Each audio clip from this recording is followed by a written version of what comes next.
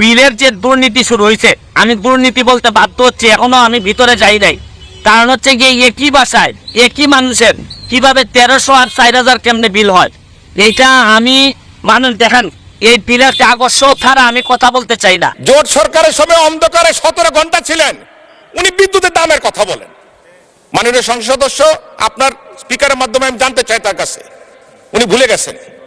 আরে অন্ধকারে থাকার যে কষ্ট, আরে সেই কষ্টের কথা বলেন। মাননীয় স্পিকার, আপনার কাছে অনুরোধ করি, আল্লাহর হস্তে সংসদ সদস্যরা বিদ্যুৎ জ্বালানি নিয়ে কথা বলেন না।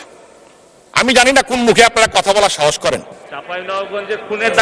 হয়তো লজ্জা শরমের অধিকার আপনাদের মধ্যে নাই।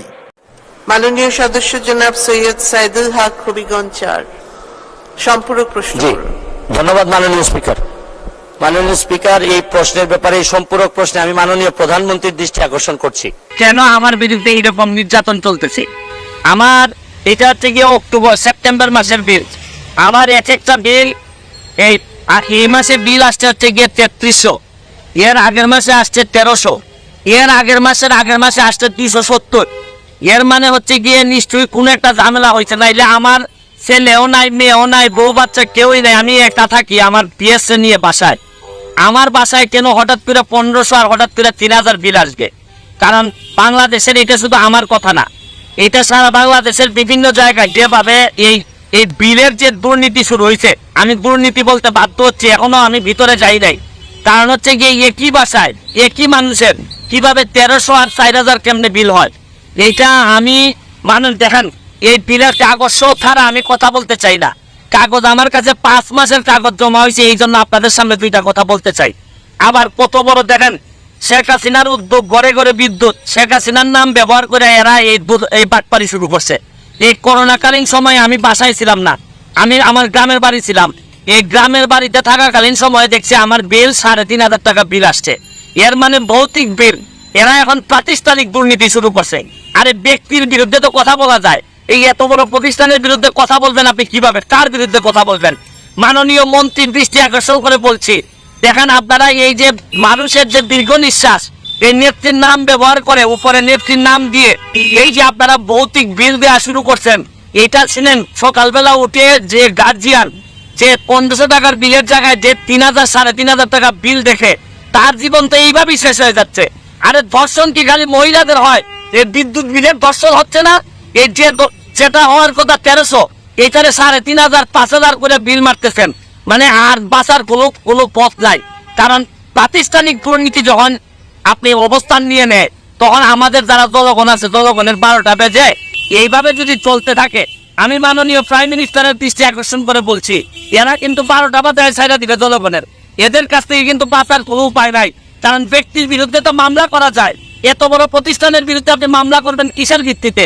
আমি বলবো যে এখনো সময় আছে, এটা চেক করেন। কারণ করোনাকালীন সময়ে এদের বিরুদ্ধে অভিযোগ আসছিল, এরা যা মন ধরে বিল দিচ্ছে, পরে আবার কেউ বলে যে ম্যানেজ করছে, অ্যাডজাস্ট করছে। এইভাবে একটা দেশ চলতে পারে না। কারণ আমার তো ব্যারিস্টার মানুষ, আমি বিল দিয়ে দিতে পারবো, অসুবিধা নাই। কিন্তু যারা নিরীহ নির্যাতিত, যারা এই অফিসে চাকরি করে, এরা না তো বিল দিতে কষ্ট হবে, হয়তো এরা অফিসে চাকরি করে বলে পক্ষে বলতে চায়।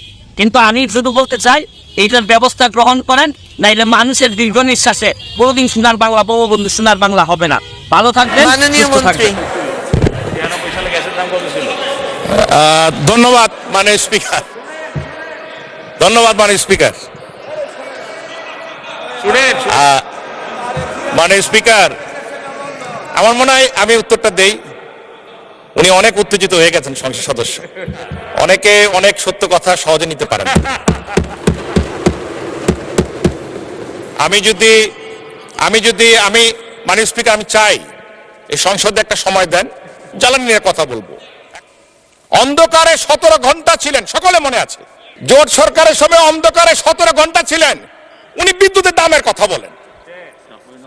আরে অন্ধকারে থাকার যে কষ্ট, আরে সেই কষ্টের কথা বলেন। আপনাদের সময় বিদ্যুৎ অপচয় কষ্ট কত ছিলেন জানেন? মাননীয় সংসদ সদস্য, আপনার স্পিকারের মাধ্যমে আমি জানতে চাই তার কাছে, উনি ভুলে গেছেন। 44%, 44% অপচয় ছিল। অপচয়টা কি মধ্যে পড়ে? দুর্নীতির মধ্যে পড়ে। 3 বার দুর্নীতিতে চ্যাম্পিয়ন কি খামাখা হয়েছেন তারা?